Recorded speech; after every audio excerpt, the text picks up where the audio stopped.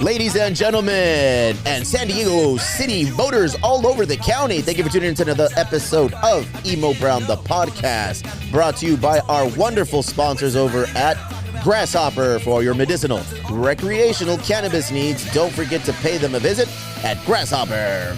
3 pre-rolls for $12, Barry. Unreal.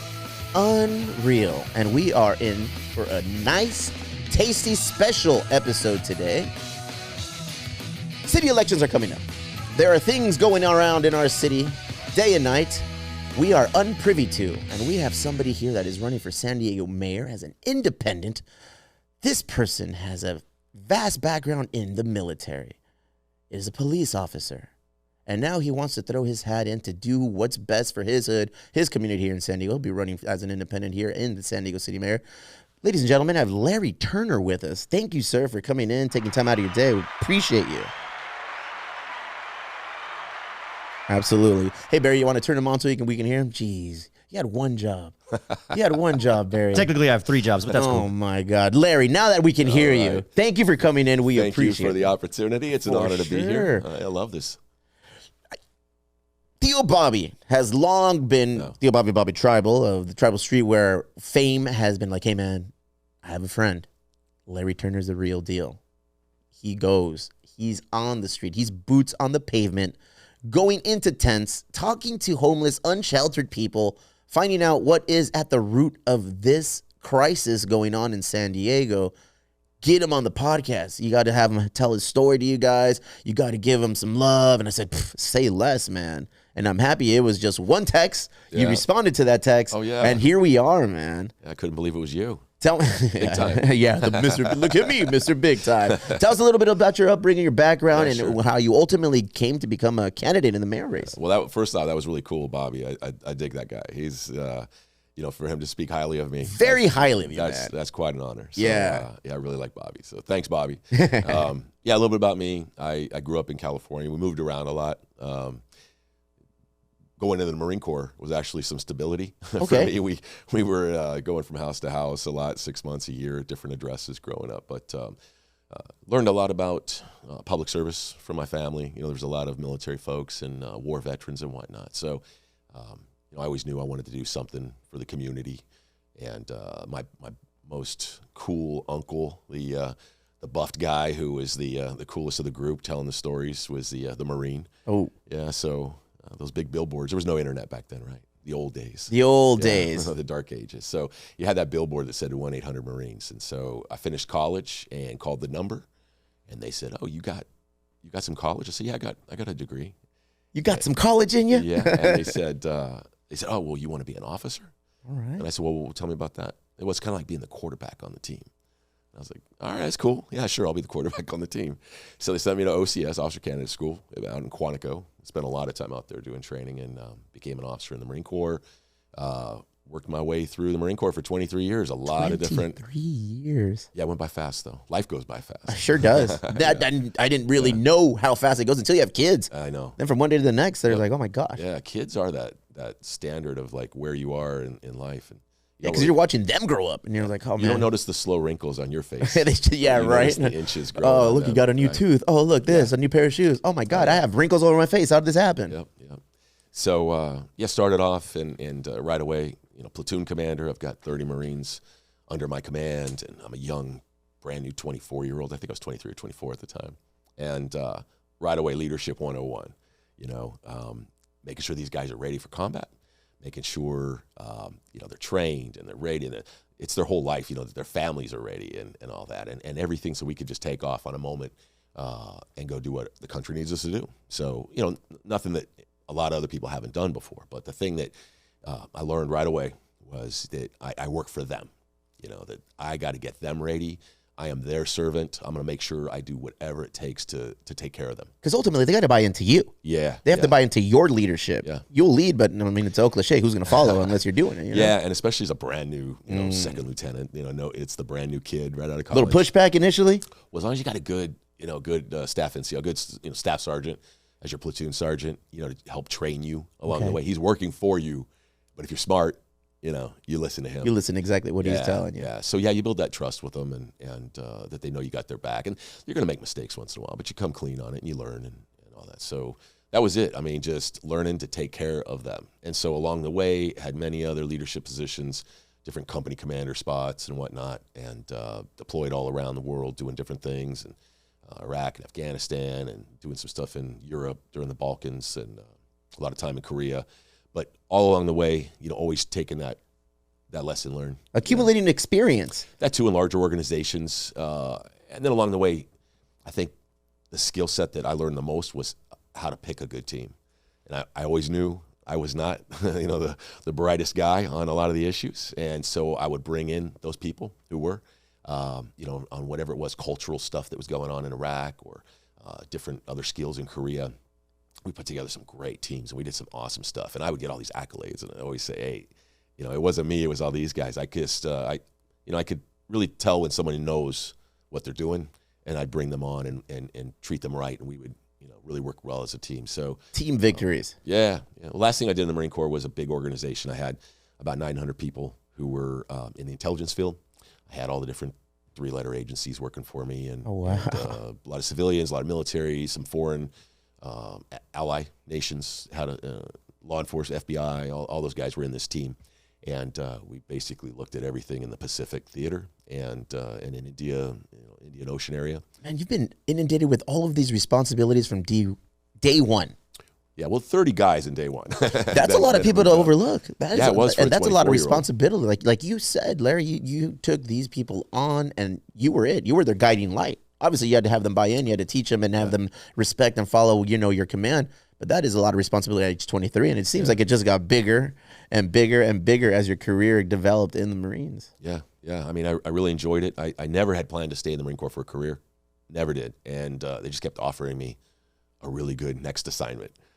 So it was always, hey, how would you like to adrenaline driven, or what was it for you? Yeah, just the service and doing some things that nobody else was back home. You talk to your friends that are old high school classmates. For sure. And, they're becoming assistant manager of the produce section. Yeah. Or, really, I mean, these are all good jobs to have, but I mean, it was like their stories just weren't, hey, we went hunting last week. Hey, we went water skiing, whatever it might have been. And I was doing some stuff that, they wouldn't have believed me if I told them. You probably couldn't even talk about the stuff you were doing out there. Yeah, some of it's that way, but, some of the stories are just, people think you'd be making them up because they're just kind of that unreal to most people. Especially current day events, man. It just seems like the current day events and situations we find ourselves in is like, oh my God, this is real? This is really happening around the world?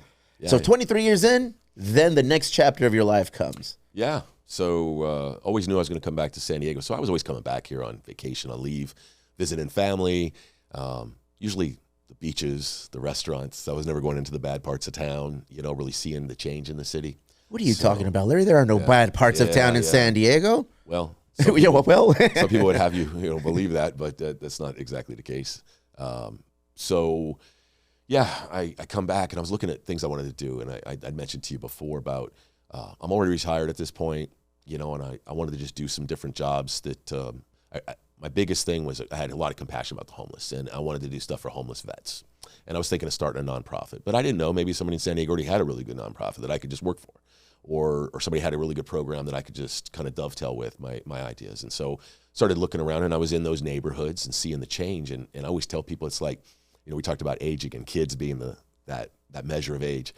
When you see a nephew and it's been like years, and then you just see that massive amount of growth. He's a man now. Like, what happened to this guy? It's been like 6 years. Well, yeah, it was the same thing. Seeing, for those of you who had stayed there while I was gone for 23 years and saw it happen slowly, you just kind of saw it incrementally move, and it's like that frog in the boiling water, right? You just keep turning it up.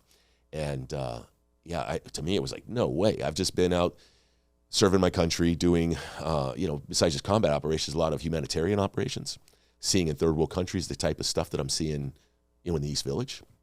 And I'm just like, no way, man. This is not the America I just spent 23 years of my best years of my life, out and about around the world supporting. To come back and see that it's the exact same as overseas. So what have these politicians been doing while I've been gone? And it really was, it made me angry. I wanted to do something about it.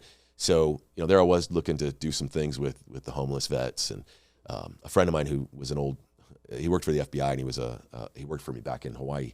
And he said, hey, you should go be a patrol officer for a little while just to get to know the city. Get to know your community. Yeah, yeah. And another person said, you should drive for Uber. That'll tell you. Both would accomplish that task, Larry. I didn't like the Uber driver idea. But I said, all right, well, let me check. I thought there was an age limit, and there wasn't. So I was 45. At that time, 45? Yeah, Oh, okay. yeah.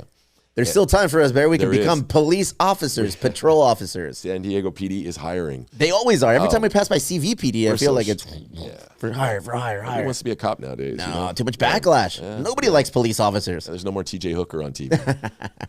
So, so I come back and, I signed up at 45, went to the academy, and I was I think I was the oldest guy there. A couple other retired Marines there.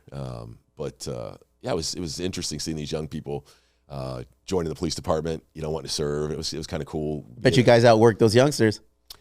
Yeah, of course. Yeah. Right? You have to. But it was a good experience, and I was only going to do it for a couple of years, I thought, but really enjoyed it.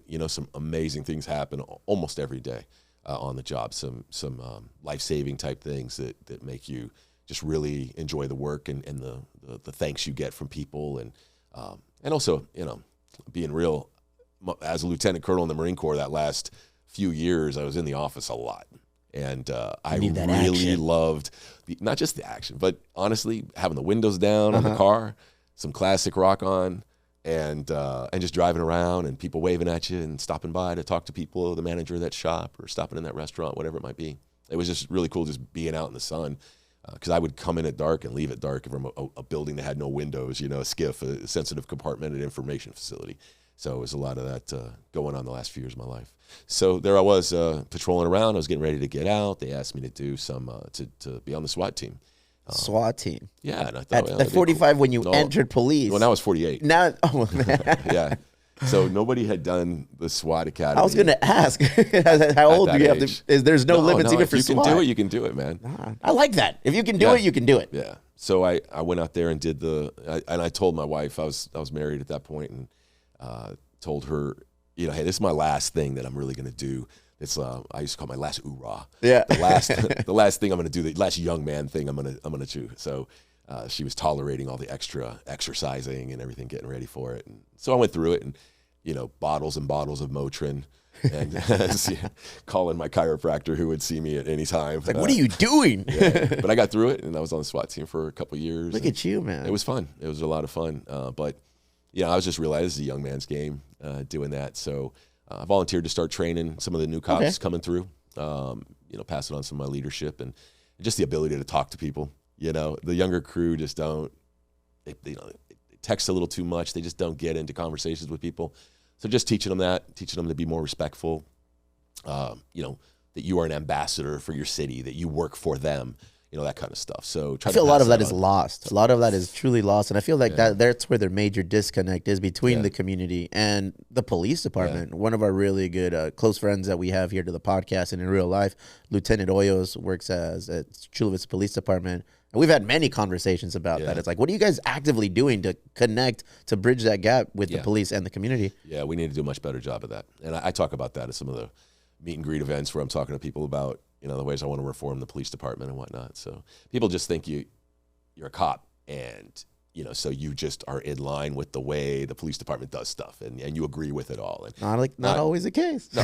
I mean, I already had I was older. I came here with having run my own organization. So, you had real life experience, worldly experience that shaped your views and the way you approach situations. Yeah. Well, and there's great people in San Diego PD, or I wouldn't be working there. I mean, it's full of some really good people that are dedicating their life to service. There's always no organization is as good as it can be. We can always tweak it. There's always tweaks available. Yeah. So, there's there's relationships with some of the underprivileged communities that we need to improve on, big time. And I can't wait to tackle that, and I'm friends with a lot of the community leaders in those neighborhoods. And, we're going to definitely take some awesome steps forward in fixing that relationship. It sounds like you've developed legitimate relationships with people in the community, and we'll get to the politics side of you running for mayor of San Diego, but you've developed by becoming coming back from the military and jumping into law enforcement, you've been boots on the ground in San Diego. You've seen it all. You go to different hoods, different communities, different barrios, different little areas, and you get to actually experience and meet them. Yeah. Whereas I feel like some of our politicians really don't. It's a facade. It's like, oh, yes, I'm from here, and I do this, and I do that, and we do this. Yeah. But it seems like you're putting in the work. Well, and because I'm not a politician, for one. There's that thing. There's that thing. But, yeah, there's this politicians looking to the last politician and that one looking on how they should act, how they should speak with their hands the right way, and always yelling at us like they're on the back of a train in the 1800s, yelling at a crowd, Hear ye, hear ye. Yeah, it's really phony stuff out there. And even just wearing the tight suits and the moisturized hands. No calluses. The softest of hands. Yeah. The shine shoes, even going out to a disaster area like after the floods. It's a bad look, man. That's a bad look. But they don't know any better. Yeah. I don't think they've ever had. A lot of them haven't had a real job. And that's what I'm alluding to. Yeah. It's like you've had real experience. Like real politician experience doesn't always just come from like, oh, I've shaken this hands. I've been to these community events. I've been to these fundraisers. I've been to these things. It's like, no, man. Yeah. I've been to sites where emergency services are required. Yeah. Where they would things tell you are needed to be otherwise, done. They think you got to have a resume where, right out of high school, it's, volunteered on this campaign. And then you went and you finally work your way up to a paid position on some congressperson's staff. And, then they finally pick you to run for school board. I've checked all the boxes. Yeah, look at me now. I'm ready for governor. I was the mayor of San Diego. Man. You could have left it in shambles, but, it's just those resume bullets. So anyway, that's not me. It's safe to say that politics was never in your scope. It was not even a blip on the radar. Not at all. Not at all. Yeah. It's just the timing on this right now with my children are so young and I got an awesome wife that, all the silly stuff and games that are going to happen or have happened already.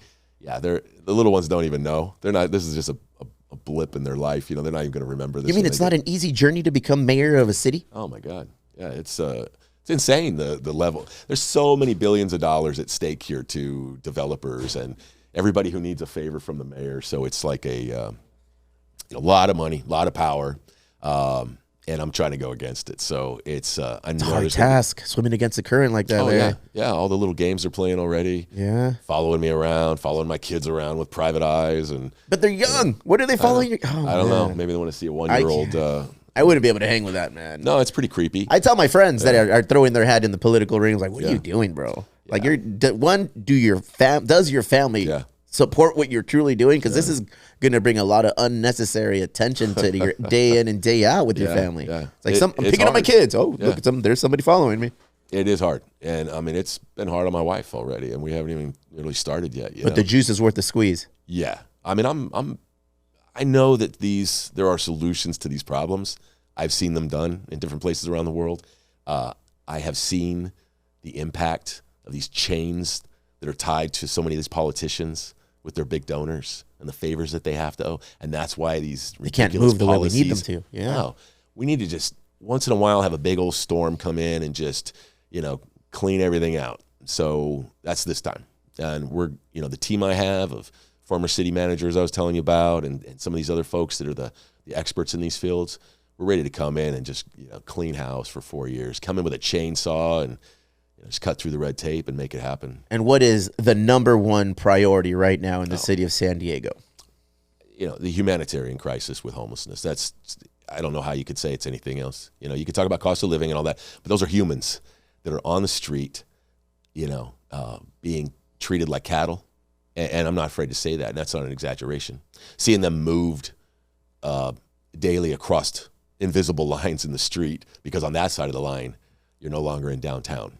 So that a politician can say, we've reduced homelessness downtown. I got to watch my mouth. It really makes me mad, the way that humans are treated out there. So I'm friends with a lot of those homeless individuals, and I've met them out at their level on the street. You have relationships with them. That's I crazy. do, That's cool, and you man. should. Everyone should. They're just people. They're all unique individuals, like everywhere else you go, and they've all got the different reasons why they got there, and they're not all the nicest people. I mean, there's a criminal element amongst them, but most of them, if we look back on our lives, I always think about the party you didn't go to that it was probably good you didn't go, or you didn't get in that car with those guys, that kind of stuff. Looks like a missed opportunity at the time, but then you look back, you're like, thank God I didn't go there. Yeah, hey, try this. All these things in life that you made the right decisions, and other people made a bad choice, and multiple bad choices, or whatever. And they're there now, and we're here. In all reality, we live in San Diego. It's a very expensive place to live. Some people say it's the most expensive city in the United States currently. Yeah. We're all a few months away, a couple of bad months away from finding ourselves in a position where it's like, how did this happen? I had a house, I had a job, I had a business, and now I'm struggling to pay rent. I'm struggling to feed my children. Yeah, it's a bad time financially. I mean, a lot of that the mayor, is not over. Some of it he is, but the inflation and at the presidential level, the governor's level, the taxes on the gas and everything others they're dumping on us. But there's some things we can do on the financial side in San Diego that can really help put some more green in everybody's pocket, and it's not too hard to do. And honestly, it kind of all comes back to homelessness. So for me, I always say that government at all levels, whether it's feds, state, or the mayor, it's all about safety and infrastructure. That's it. That's your bread and butter. You got to get safety and infrastructure right. Otherwise, nothing else matters. I mean, the other stuff's good. The painted intersections, the nicer new libraries. We need all that stuff. I'm not saying we don't, but they don't work right if you don't have a safe environment and a good, all the right infrastructure to support the businesses and everybody. So when I go around talking to people, it's just, what's the grade San Diego gets on that? And it's an F on both. So it doesn't matter the rest of it. If you got an A in PE, you got an A in. I did good in auto shop. Right, exactly. No. This is the stuff that gets you into Stanford. It's the math and science classes. So, San Diego's just been failing miserably there. So when we tackle homelessness, the homelessness crisis, I can tell you how we're going to do it too. But when that happens, and it can happen in short order too, when we get the right amount of shelter beds and the programs going, you'll start seeing that police aren't responding to homeless calls all day long. I would tell you that 65 to 80%, it's really hard to get the number on it. They kind of hide some of the data with that. But about 65 to 80% of the calls for help in the downtown area have to do with homelessness. It's an overdose. It's some guys using narcotics, selling narcotics, a naked guy with a machete. Those guys are the worst. Yeah, they are, yeah, especially, hopefully it's a dull machete, but it is bad. So we're out there responding to that all day long, and that leads to those 2-hour phone calls when you call for something. Somebody burglarized your house or somebody stole your car and you're on hold for 2 hours. So just give up, hang up, and there it goes. Yeah, but that doesn't get filed away in the report. No, so it doesn't go. Most people don't even report that stuff. So when you hear about the decrease of crime, it's because it's a shell game, Larry. It's a shell game, especially when you were mentioning about moving homelessness across that invisible line from one city to another jurisdiction. It's like, all of a sudden homelessness is down here. Yeah, but over here, right across the bridge, boom. Right. And I know Theo Bobby, he's anytime I talk to him, that's the one thing he always brings up. Oh man, there's just a lot of homelessness and a lot of things going on in front of our building, and it's not safe, and people don't want to go out. And it's true. It doesn't matter how beautiful the building is in downtown San Diego or anywhere. If there's just that unknown of safety, like my wife, we love going to Padre games. We're at a majority of the Padre games, and I love parking next to an establishment called Bottle Rocket. Yeah, and it's a nice little walk. It's about a mile walk from there to the game, but we like it until she told me, like, don't park over there and take the kids. There's just too much going on over there. Yeah. And it was right around the time that there was a naked machete-yielding man out there running around acting the fool. She's like, you can't take the boys over there and walk over there. It's like, you can take care of yourself, but if you got the boys, you know, it's going to be a little trickier. Right. That all trickles down and becomes a reality. It does. And then a lot of people don't go to the Padre games. And there it is. And a friend of mine who owns one of the really nice bars and restaurants that's right at the stadium on J Street, he's at the point where he's got to close. He's only been staying open the last couple of years just to make payroll. He's been breaking even, no profit. And he makes profit from some of his other businesses. So he's just keeping it open just for that, just to keep the employees going. So, businesses suffer. Yeah. So many people flee in San Diego and businesses closing down. Remember, Lolita's, it was right there by the... Yeah, that's shut down. I know, man, that's crazy. 60 or so employees gone. Yeah. It's family-run business, 35 years plus in operations. Started here in Chula Vista. Decided to spread their wings and set up shop in a very popular location right there in the gas pump next to Petco. And I talked to them and like, dude, there's just so much homelessness around here. People don't come in. Well, Yeah, but they were afraid to say that publicly. You know, Oh, it's yeah. always these other, nobody wants Other to get on variables. the bad side of the politicians Yeah. by saying the truth with it.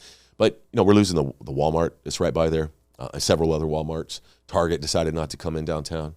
I mean, everybody knows about the Ritz-Carlton choosing not to come downtown. I was unaware. What's going on? Oh, the Ritz-Carlton? You Yeah. know about that? Oh, No. yeah. No, there's a lot downtown that by Market Street that they were going to build a Ritz-Carlton. I mean, that's a pretty nice hotel. Pretty soon, Barry's going to stop playing at the Tipsy Crow because it's too dangerous for him to go down there and play.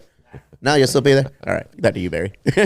Yeah, so they decided not to come down here. And now it's looking like it's going to turn into a low-income housing kind of project there instead of a booming business that would have really brought a lot of people here. Yeah, I mentioned the Target downtown. It's going to be turning into food desert downtown. There's only a few remaining grocery stores if you live downtown, and they're I talk to them all the time as a police officer. They are always hurting just with shoplifting and their staff getting threatened and all that. So we all pay the price with more groceries and more people want to leave because the cost of living increases because of that. So How are you going to attack this? How is Larry which one of turning those in- many problems? Yeah. We'll attack all of them. But as I was saying with the homeless issue, when we get, and I know we will, in 180 days, we will have the crisis 50% better. And in doing so, that'll free up the cops to be able to go and handle some of the real issues that are happening. They can go out into the areas where they know crime is prevalent, where the guns are, be around the schools more to protect our kids, enforce some of the traffic issues in those dangerous intersections where people die regularly. We are a dangerous city then, Larry? Yes. Very unsafe city. Very unsafe city. Yeah. So America's unsafe that finest city, man. Oh, we haven't been there in a while, and it's sad. We should be. We should be the world's finest city. We have the potential to do it if we could just unleash it. So, I want to be part of that, just turning it around. Stop the clown car. Let's get out, and let's start heading in the other direction. Because, man, this San Diego. You see Las Vegas doing so well? We're the 8th largest city, and I think they're the 28th. They got NFL teams. They got I think the NHL team. They got a world championship hockey team. Yeah, they had the Super Bowl. They had the what's that big theater, the Globe one that what I'm talking about? Yeah, the big sphere. Yeah, the sphere. They're doing so well. They're in a position And to they're say, in the you know what? desert. We don't want this Major League Baseball team to come to us. You guys can go to another city where we're going to hold out and create our own team. That's how you know you're doing well. But you're in the desert. You're in the desert. And we got the beautiful beaches. Yeah. You know what I mean? So for us to not be doing at least as well as Vegas is a crime. We should have sports teams here. We should not have lost the Chargers. We should have the NBA team. We should be doing all that. But we should be having a better sports arena than we do. We should have better infrastructure. Yes. All this stuff can happen. It really can. I mean, I can juggle several chainsaws at the same time, but these guys don't know how to start a chainsaw. To get you to the point of juggling these chainsaws. Yeah. Sounds like a tricky game, man. It is. This is such politics is crazy. Yeah. Because as much as people, the commoners like myself from the outside looking in, it's like, oh, we need change, we need this, we need that. It's very difficult to actually come to the point of getting change. Yeah, for you to get the keys to the building, to be able to do it, it is. There is so many little steps along the way where you can do missteps and all the different paperwork you got to file and I don't recommend it to anybody unless you really want to do this. Like I said, I never wanted to do this. This is just something that I felt the demand from inside of me that I had to step up and do it because I didn't see anybody else going to challenge this mayor. How do we support your cause? First off is March 5th. March 5th in San Diego is that primary. And unfortunately, we have a lot of folks that don't understand how that works. And no shame on that. But it's very confusing. And they think it's like the presidential election where the primary is just to pick the top Republican, the top Democrat. And if you're an independent, you'll just sneak through and make it to the election in November. That is not the case. So in San Diego, it's the top 2 vote getters for mayor go on the ballot for November. So there's no third party involved. No, if you don't make it. It could be 2 Democrats. Yeah, it was Barbara Bree and Todd Gloria. Two Democrats were on there. It doesn't matter your party. It's just 2 top 2 vote getters. So I've gone to countless meetings where the crowd is, we're in November you're going to get our vote. I'm like, man, I need your vote in March 5th, or there is no November. So. To be honest, that's the scariest part is the March 5th is that, I think that certain politicians like an electorate that isn't educated on that. I don't know why they don't come out with some I just cut a PSA yesterday that hopefully will go viral explaining how it works that we really got to get you out there on March 5th to vote for Turner, or else I'm not in there in November. So of the people running right now, they're nice folks and all, but I'm the only one that can beat him, and I'm positive of that. And it's going to be a big victory for the people. And I tell them all the time, every time I go speak with them, it's my opportunity to do my interview with my new boss. I'm going to work for you. I'm going to be your employee, and my ears are always open. My door's always open. I'll be out and about in the community with boots on, no shiny shoes. No shiny shoes. No tight suits. So, yeah, it's just jeans and boots and getting out there and just getting it done. So once we win in November, yeah, it's going to be great. We can turn this around fast. And, there's going to be some people that, might try to get in our way, but yeah, they better watch out. I'm a little hyped, man. I'm getting hyped for this. I can't even vote for you, and I'm hyped, man. Move to San Diego. As a business owner in San Diego, we don't get votes, right? We don't get the voting rights. The residents, just strictly residents. Right. Jeez, yeah. Change that when you're mayor. We got some council members need to go, but we got some that I can work with. I know of a couple of them that they're kind of under the thumb of a strong mayor form of government that we have in San Diego. It's a little different in some of the other cities that people don't get that. They think it's like equal branches of government, but it's not. The city council has very little powers in San Diego. The mayor has all the ultimate, yeah, and we need to get rid of that too. I think that we did it in 2004. We changed it to this system because people weren't happy with the city manager system that they had. And I'm not saying we go exactly back to that because there were some things, but there's some other cities that are doing it really well. Like a nice merge of those. What's a good city to model ourselves after to get to that point? Well, I could just tell you where we have some good city managers we have a good county manager in San Diego. The guy who's running the manager for El Cajon, he does a good job. Some of our previous city managers, I know Jack McGrory was an awesome city manager. He's looking forward to come in when I win and help us get the budget on track and doing the right thing. So, there's some cities that have turned it around with the right form of government, but this strong mayor thing's got to go. And not with all mayors, but some mayors can take advantage of it, and I think we've seen that here in these last 3 years.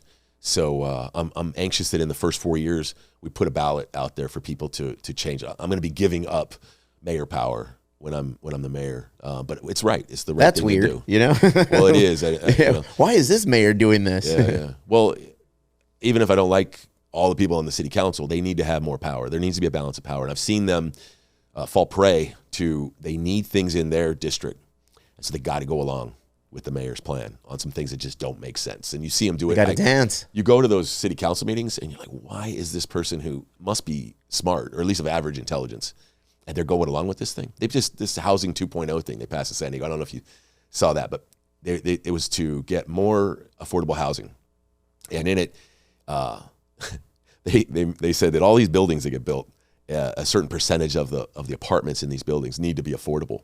But get this, they put in there a caveat that the builder, he can build the poor people's places up to 3 miles away. Oh, geez. Right? So there's a pool, there's a barbecue grill, and there's those amenities, right? But the people that make less money, they're up to 3 miles away. So there's a segregation kind of, and that some of these city council members, they just had to go along with it. They had to go because they have something coming out later they really need support. They need infrastructure in their neighborhood or whatever. Yeah, man. And for me, their district is my district, right? My district is San Diego. So to hold it over their head, some threats of, I'm not going to put this in your people are going to suffer. Well, they're my people. District 9 is my people. District 4 is my people. Everybody in San Diego Everybody is my in San people. Diego is you. Yeah. And that's a crazy little map setup because you guys have it's all goofy. San Isidro Yeah. and Imperial. No, not Imperial. San Isidro. Yeah, but you guys are kind of spread out all throughout San Diego County. It's a goofy map when you look at it. And then there's this weird line that goes all the way up so that we could keep the safari park as part of San Diego all the way up in Escondido. It's a nutty map, but yeah, it covers a lot of different people, a lot of different spirits, and in the different communities, different types of cultures. It's awesome. So that's another thing too with being mayor is listening to those communities on what they want in their community, instead of having gone away to Sacramento and serve up there or whatever and losing touch with the people. One is the best ideas come out of the communities. For sure. Your community. Yeah. You've lived there forever. Maybe you're third, fourth generation there. You got a business there. who am I as the mayor to come in there and tell you we're going to do this in your neighborhood? This isn't going to work here. We're going to do this. Yeah, it's like, wait a second, but we're from that's here. We happening know all the time in Yeah. San Diego, and it's ridiculous. They have these groups in San Diego, these planning committees, these planning groups, and they're elected positions in a neighborhood to kind of come up with ideas on how the neighborhood's going to grow or changes, and the mayor doesn't like it when they oppose him on his ideas of building some new high rise in their neighborhood or whatever. So he's just he's going to disband them, and he wants to have his own people fill those seats. So that's the kind of stuff that's going on. This undemocratic type activity there. This power grab. You're ready for this, huh? Oh heck yeah! Look at you. Yeah. You're getting hyped up just, I'm just stoked. talking about it. I love it. You need to interrupt me and ask me a question to let me cool down. Yeah, for a minute, so I can- Is there a lower my blood pressure. post mayor political goal for you, or is this the goal? Yeah. Well, let me tell you, I will owe the police department 9 months to retire when I get elected mayor. So I'm going back to patrol. 9 months patrol Yep, after you're that's done it. with your tenure. Yeah. Hey, man, that's a community driven folk right there. Oh, I want my retirement with the police department. Right? you earned it. You got to get it. No, we got to change some of the retirement plans too, though. These elected officials, they'll talk about how much they make, which looks like a fair amount compared to other big cities. But man, they've got some juicy pensions for only doing a short term in public service. That's a whole different. The rest of their lives, they get some massive money. Different episode, right? Yeah, there, we're gonna kill that. Yeah, You're running as an independent. that's right. That's a tricky game in itself. Yeah. Republican, Democrat, Yeah. independent. Yeah. What are some of the common misnomers of running under independent? Yeah, a lot of people think you're just this lukewarm person in the middle who couldn't decide what you wanted to be when you grow up, But I'll tell you how I got there was, I mentioned my Marine Corps leadership time, and as a young lieutenant, one of the things that was brought up, and you'll hear this from some really good journalists too, that they try not to join a party because you want to stay independent. And for a journalist, it's good because you can write articles and people don't think you had your sway one way or the other. I've even heard some journalists say that they don't vote. I don't know, but I vote. I believe But for me, it was, if I was going to take these guys and gals into combat, I wanted it to be where if it was Obama or it was George Bush or whoever, it wasn't, they didn't look at me as their leader and think, well, yeah, Turner thinks it's a good idea because it's his party, he likes Bush or he likes Obama. And so it's, no, guys, I'm an independent, never talk about politics. Never, I got some great ideas on things that are from the right and from the left, and I've voted both ways. And I just find it so much freedom in not being tied to a party. There's like this blind party, affiliation that people just say, well, I'm a this or I'm a that. And you got to go, dude, what have they done for you? For sure. What have they done for you?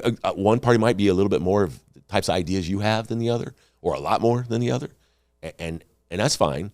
But still, at the end of the day, if you get to these machines that keep force feeding us politician after politician that's not one of us. Some of it's family tradition, I've noticed too. A lot of it is just like, my family's always been Democrat, so I think we're just going to continue to vote in this. Yeah. My family's always been Republican, so I feel we're just going to continue to vote in this. Yeah. But, just as long as you don't follow it blindly, that's all. Look at the person. There's a lot of that too. Look at what they stand for. Don't just get the Democrat or Republican mailer that says who you should vote for and then just go down, and scribble the lines like your crayon with your coloring book kind of thing. You got to just put some thought into it, just a little bit. At least listen to each person. Listen to my opponents. Listen to all of them. If you like them better, vote for them. If you like the way the city's being run right now, keep things the same. Don't vote for me if you like it the way it is, because it's not going to be the way it is anymore. There's a lot of that media determined too, like you bring up. If you like the way things are, because people are fed a certain image of what things are right now, and they'll believe that things are on the up and up. Things are very nice as it relates to San Diego. Yeah, I'm sure there's some psychology thing to that where if you hear it enough, you start thinking there's something wrong with your eyes and ears and nose. I mean, you're walking around smelling urine, stepping over humans, stepping in human poop, seeing the needles and the fentanyl foils on and then the news says, no, crime's decreasing and the mayor has reduced homelessness in the downtown area. And, you think after a while you hear it so much, and the mayor does a state of the city address where he talks about how great it is and all the accomplishments. And maybe after a while you hear it so much you stop believing yourself. But I tell people, just believe your eyes. In my TV commercials, I don't have the money to run the TV commercials. I would if I was a Republican or Democrat. There you are. They got the money they for got it. the backing for you. Yeah, but I don't need it. I tell everybody, the TV commercials, look out your window. That's my TV commercial. When you're walking the dog, or if you're not walking the dog because you don't feel safe walking around downtown anymore. Just look at the city. If you like it this way, don't vote for me. Please, because you will be disappointed. It's going to be a much better city when I win. So what is that homelessness plan? Yeah, so, on the homelessness, I've talked before about each of them as an individual, and we got to get to know them. We got to give them that opportunity to be heard, and part of my strategy is to have that. But I'll talk about that in a minute. But if I had to lump them all into three categories, the three categories that I think make the most sense is the have-nots, the can-nots, and the will-nots. And the have-nots is the easiest group to deal with out of that. That's the ones who, for some financial reasons, a divorce or business, went out of business, lost their job. Maybe there's a little bit of a chemical, maybe there's a small mental health issue that's going on. Whatever it might be, they're on the street. They're the easiest to plug back into normal society. They haven't been out there for very long. They know how to work. They have a job skill, whatever it might be. And we can help them get back into normal life with some life skills. Maybe teaching them how to balance a checkbook. Get them better job training. So maybe they have some plumber skills. Help them become like a master plumber. Get a little bit better paying job. Help them with daycare, whatever it might be. Helping them out with first and last month's rent. Maybe even helping them out with a few extra $100 for a little while. Every month to just kind of help make ends meet. That is so much better than them being on the street. Oh, for sure. And the longer you're out there, you get, we talk about institutionalized in prison. You get institutionalized on the street bad. It's the longer you're out there, the more you are a victim of violent crime, of sexual assault, of human trafficking, and then self-medicating with the narcotics on the street. If you weren't already an addict and that's not the reason that you came out there, you turn to that. I know people who went to meth to stay awake at night because they were tired of getting curb stomped or to stay warm, So anyway, we got to get those people, those have-nots, off the street as fast as we can. And they're the most vulnerable. They are, but they're also the easiest to save. And the longer every week they're out there, they're going to have more PTSD.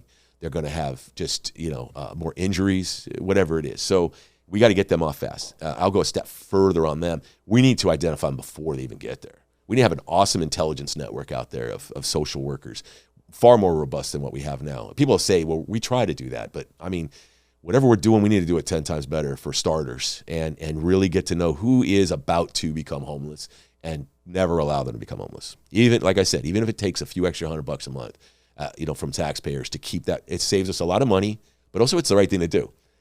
That's the kind of San Diego that I want is we got a big heart and we want to help these people, So that's the have-nots. I'll try to keep that short. There's a lot more stuff we can do for them. And then with the can-nots, that's where the tough love comes in. Those are people that have some chemical addiction, alcohol, fentanyl, whatever it is. They got some mental health issues. And those people do not want help. They just don't. I've talked to them, thousands of them. And as much as I offer them some services, they're not going to take it. But I'm going to tell you this. I'll sum it up in a really easy story. There was a woman on the Coronado Bridge jumping off one day. And I went over there, and my partner and I trying to talk her back, and she just kept going off a little further. And believe it or not, we kind of went against policy in doing this. We went over to grab her, and which it's just there's a belief that sometimes you get pulled over too, so they don't like you to do that. But we knew we could get her. It was another friend of mine from the SWAT team, and went over there and got a hold of her. And just as her last three fingers were on this little nut there, and she was about to slip off and fall right there into Logan. She wasn't over the ocean yet. We stopped her before she got that far. So grabbed her, pulled her up, and I recognized her. And I had dealt with her years before, arrested her numerous times. Really bad meth addict and I knew her life story because her ex-husband had shared with me all the troubles that she had gone through. So, she had been committing suicide for years, slowly. Mm. And I see these people on the street, and that's what they're doing. And we've got to help them. It is not humane to leave them out there. And people that say they have a right to be out there, no. They don't, and compassion requires action. And we got to have the action to go out there and pull them off the bridge. It's the same thing pulling them off the sidewalk. We got to get them off the sidewalk. They're victims of violent crime every day. I'm driving by, and they're bleeding, and I stop to help them, and they're not going to report. They're not going to rat out anybody, but I got to get an ambulance there to help them out. It's happening all the time, and we just got to get them off the street. And we need to have a very clean, safe, humanitarian, shelter system for these people. And I got a plan for that I could talk about too, but it's not just that's their end point. Now you have your shelter bed and we're done with you like it is now. These parking lots with a pup tent. You know, That's not it. that's not it. It's got to be the first step of many. It's a process. It is, and we got to put the money and time in. But man, we're the richest country in the history of the world. We're the richest state, and we're one of the richest cities ever in the history of the world. That's on paper. Well, dude, I mean, these guys are running up our credit cards and running us in debt, and but we can fix that.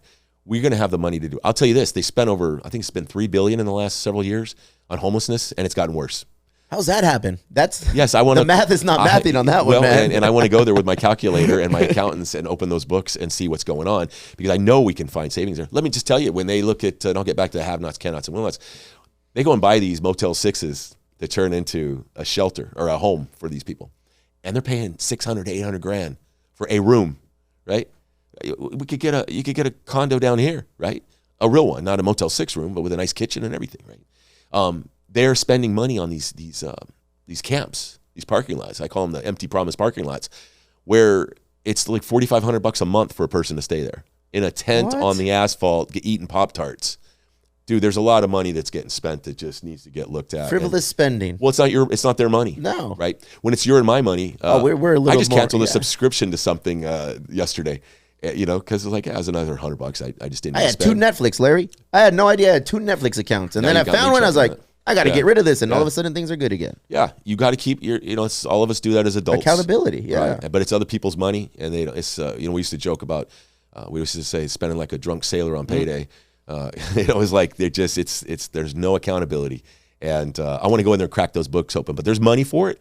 I also know of donors, big time donors, that want to help us with this solution because they want to make San Diego that example that the rest of the country sees as far as change. You know, we see all of the West Coast cities that are the ones that, you know, we all go to Portland, Seattle, San Francisco, but they're just too far gone right now. But we can turn San Diego around. They know that too. We can't get there. We can't get to that level, man. No, we won't though. We just can't. We won't. It saddens me to see some of these cities that I grew up going and visiting. I know. San Francisco was awesome. Seattle. And now wifey and I were like, we can't take our kids up there. No, I had family from Portland even. I went there as a kid, you know, but we're not going to be there.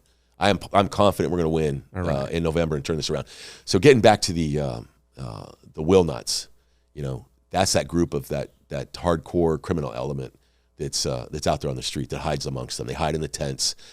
Used to be easy to get those guys. You know, we would look at those. Almost all of them have felony warrants. They're wanted by their parole officer, and we go out there and get them. But they're all able to hang out in their tents, and we can't find them. So once we get their customer base and their victims off the street, you know, we can put them in jail. But most of them are going to flee. They're going to go to another city. They have less of a customer base. They are not going to have as many fentanyl purchasers, as many people to sexually assault, and they can, you know, good riddance, get out of here. Go. That all happens on a nightly basis down here. Oh yeah, it does. You hear the screams all the time, and nobody wants to report it. But I'll tell you what. Here's the bigger part. I mentioned to you, you know, off camera. The deal, we got to work with all the mayors. And I laughed about this summit they had of all the mayors in the county. I think it was 4 months ago, something like that. And they all got together, spent time together to write a letter that they all signed saying that they will get together again to come up with some solutions someday about homelessness. I mean, that was the accomplishment. They all pat themselves on the back. But we can do this right away because I don't want to solve it just in San Diego. And then you have people suffering here, and then the ones, you know, that leave San Diego because they won't accept our choice, because they're not going to have it. It's go to our program. That's it. You know, if not, you got to learn how to leave the city. They're going to go into Chula Vista if your mayor isn't on board with a plan similar to that. You know, don't bring that trouble on us, Larry. I don't want that to happen. I want it to be a county-led solution. I really do. There's you know, and they're all humans, whether they're La Mesa, wherever they're at. But you know, a city like La Mesa, they got 50 homeless on their last homeless count. You know, it's going to be 500 if their mayor doesn't, you know, stick in line with the same kind of a plan that we're doing. So, you know, I want to solve it in our county. I think that would be a great example to, you know, all the other cities in the nation that are having this problem. You know, they can say, hey, what are those common sense ideas that you guys are doing in San Diego that made such a difference? Your businesses, we're filling the convention center, the hotels are full. The restaurants are full. The blueprint is working. Heck yeah. And then, you know, we get pro teams back here. Businesses, we go up to Silicon Valley and poach all those businesses that are wanting to run down to Texas because they're tired of the silliness coming out of Well, even Sacramento. Chula Vista, we were in the running for some nice, I and heard. then all of a sudden it just disappeared on us. And you know what? Let me just tell you something. Of course, I'd be the San Diego mayor, but if you guys got, an Amazon campus or Google something, man, San Diego makes out on that too, right? Everybody wins. Yes. And we're all competing against each other on some of this, but everybody will win. There'll be San Diegans who are working at that facility. Yeah. You guys will get some more tax dollars from it. But if I don't have the land for it in San Diego, hey, call up our friends down in Chula Vista. Man, I'd love to have a pro team. If we can't fit you in San Diego, I'll fit you over here. You're still so what is it? All these pro teams that don't really play in the city. But man, we're all going to make out. It's the whole county is really, as San Diego leads, the whole county kind of follows. So you can elect whoever you want in Oceanside and Carlsbad and all that, but really we got to get our stuff together in the city of San Diego to really get the whole county going in the right direction.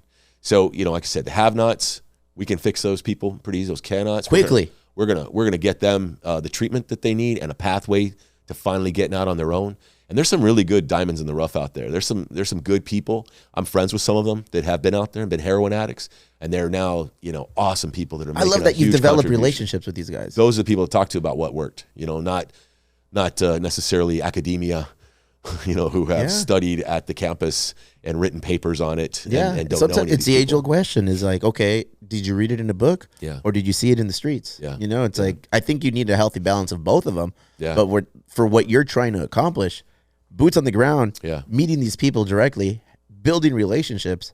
Yeah. That is the key to success to get it done. It is. Yeah.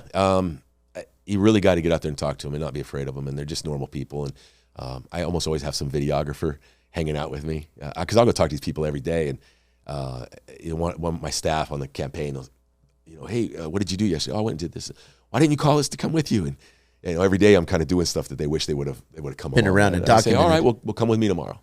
So yesterday I go to an area and this gal on my team, she'll laugh when she hears this. I won't say her name, but she's always scared of these people, and it's like, no, they're just regular people. Let's just go talk to them. So there's a bunch of tents over there and just walk up and, hey, what's going on, guys? How can we help you? You're popping in tents, Larry. Yeah.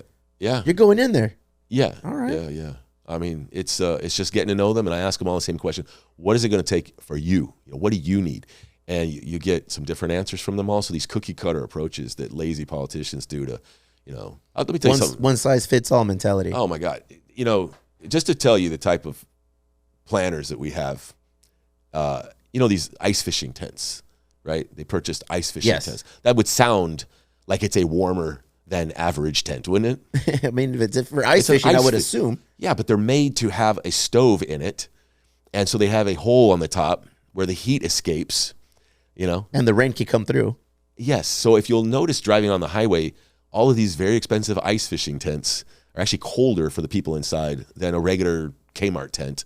And so they all have tarps over them. Now you'll see like some, rigged, duct taped, tarp to cover the hole on top. But according to their studies, it says that this is the best approach. It's just people that never ice fished, right? But it sounded good at the time. So it's a lot of just icing over, a crap cake.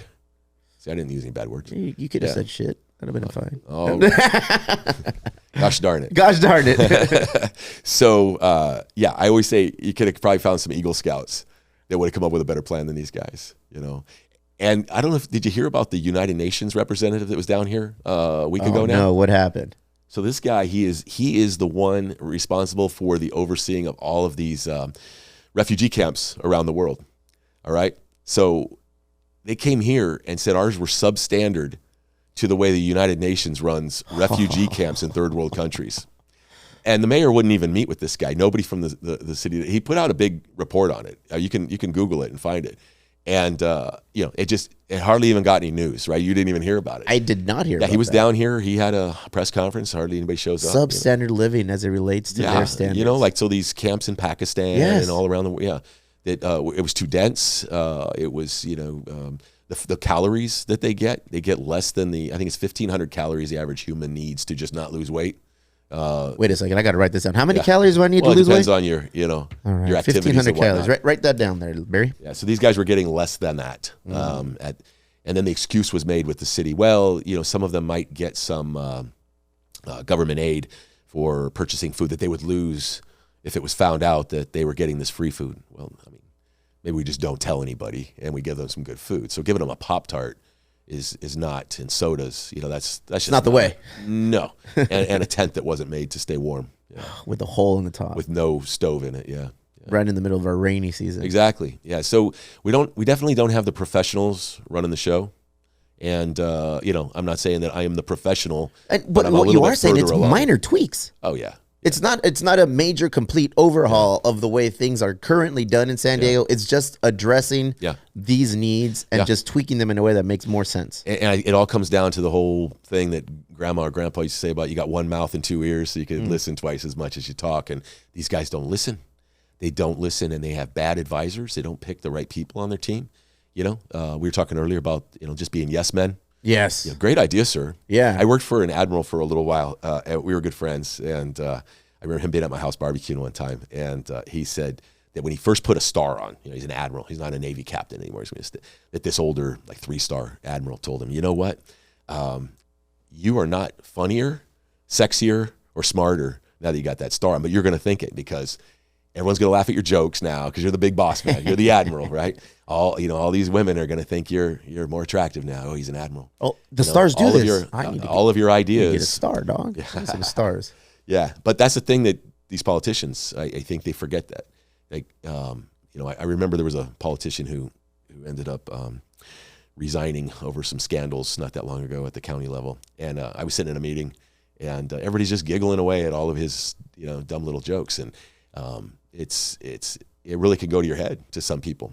So you got to get some people around that are not afraid to tell you, the emperor has no clothes. Yes men are dangerous people. Yeah. Yes men are dangerous. Well, it's dangerous for the city. People. Look at what's happening right now. So I've got people who every day say, Larry, don't think you're going down the right path on this one. We need to tweak that a little bit. And you listen to this. Heck yeah. I'm thick-skinned on it. I want that. I would, if everybody in the room's agreeing with me, I'm going to, we got to find somebody that doesn't. There's an issue. Yeah. There's no way, the perfect idea is coming out of my mouth. I'm taking it from everybody that's in the room. But if we're going down a path, we got to have, at least one or two people in there that are going to be the contrarians on it and say, hey, this is why we think we should go this other way. You need a devil's advocate. Somebody that's just there to question and say, you know what, that's a good idea, but what if we did it like this? Right. Or what if this happens by doing it your way? Right on. So, if I was going to give some advice to any of the politicians out there, I'd say, really look at your staff. That makes a huge difference in who you're listening to. Ed Koch, he wasn't, I'm not a huge fan of him being as a mayor, but one of the things I do know that he did that I'm a fan of is he'd walk around, drive around. They'd drop him off. He'd walk around different neighborhoods in New York. And he'd always just ask people, how am I doing? How am I doing? Man. He might not have gotten a good answer, but that hot dog vendor would just be like, yeah, you suck. He'd get that answer sometimes, but it's cool. You got to just have that. They didn't have Twitter back then, so he needed to just walk around. This is real life Twitter. Real life Twitter, yeah. Now we don't have to go anywhere. You can stay in your apartment and just read what people think about you. Or not read it. Yeah. There's too much reading on that. You get, listening to all the people that love you or hate you. So, it's just good to go out and talk to real people, not just those that are posting all the time. We wish you luck, sir. Thank you so much. We wish you luck on your great campaign that's coming ahead. Yeah, looking forward to it. Take care of your family. I will. Don't read the comments. I always tell people, don't read the comments. It might not be the best thing, but it seems like you want to face this head on. Yeah, I can't wait. Larry Turner for mayor. LT4SD. These are the places we will be promoting, pushing this forward as the days come. March 5th is right around the corner. It is. March 5th is right around the corner. Please get out there. No matter who you're going to vote for, you got to vote for. And mayor, it's the top 2 vote getters. It's very important that you remember that. It's not just by party. It's the top 2 vote getters regardless of party. Learned a lot today, Barry. I hope you were paying attention.